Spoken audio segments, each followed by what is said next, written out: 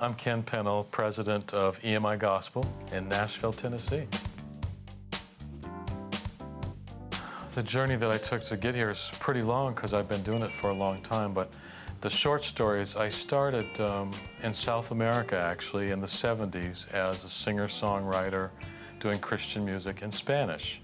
And some of that stuff is still on YouTube today, but that was good for me because working as an artist, it helps me now relate to the artists that I sign and I work with, because I can at least see a little bit of their perspective on things. From there, I started working in A&R in California in 1980, so it's been a long time because 70s and then the 80s was A&R in California at Sparrow Records. And then in the mid-'80s to the Benson Company, which was a very well-known Nashville gospel and contemporary Christian company. And at the Benson Company is where I had the opportunity to start working with Hezekiah Walker and commissioned, and then later Fred Hammond and Radical for Christ, Angelo and Veronica, Albertina Walker, Thomas Whitfield, lots of others. And I just fell in love with gospel music. And the reason for that was I always loved the message of Christian music that communicates the love of Christ and the message of the gospel. But gospel music had something else, which was the sound that was unique. The sound is in itself an art form and a style. So I liked that. I liked the sound and I liked the message. And so starting in the late 90s, I've done nothing but gospel music. Before that, I did some Christian rock, some gospel, some even classical, you know, all containing a Christian message. But since '87 or so, I haven't looked back. I've done it because at that point I decided I love gospel music and that's all I want to do. And fortunately, I've been able to do only that.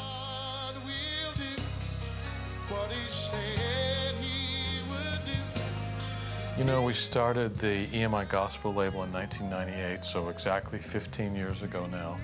And during the last few months, Universal Music acquired all of EMI worldwide. So they bought Capitol Records, Virgin Records, EMI Christian Music Group, which we're part of here in Nashville.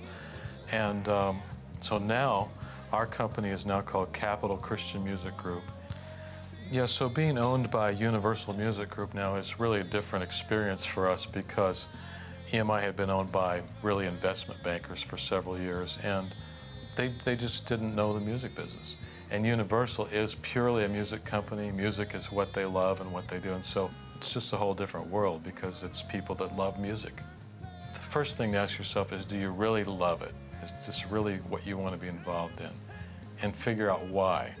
You know, and it has to be, in my opinion, for the love of the work, the music, in our case of spreading the message of the gospel, first and foremost.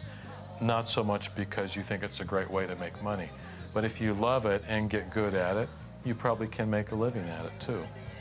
But the other thing is just to be versatile, be willing to learn new things all the time. You know, I've seen over my career we've changed, you know, the formats of how people buy music. We've seen huge changes in how music is recorded, and so you have to keep growing, learning, and adapting. But the things that don't change are people still love the songs make an impact on people's lives in important moments in their lives. And a great song is always the base of it, no matter what the format or the technology. I guess the most important thing to me really is, even more than the music itself, is the people I've worked with. That's what I count as the biggest blessing, and I hope that in some small way I've been able to impact people's lives in our work together. And then the second thing is songs. You know, songs are so interesting because a song almost can take on a life of its own, even apart from the artist that recorded it. And to me, one of the biggest measurements of success, you might say, is if a song takes hold and is used in the church. To me, that's a bigger measurement than even a radio chart. And we do use radio charts. But I would love to see a song that we record this year be heard and used in the church 50 years from now or 100 years from now. That would be the biggest legacy of all.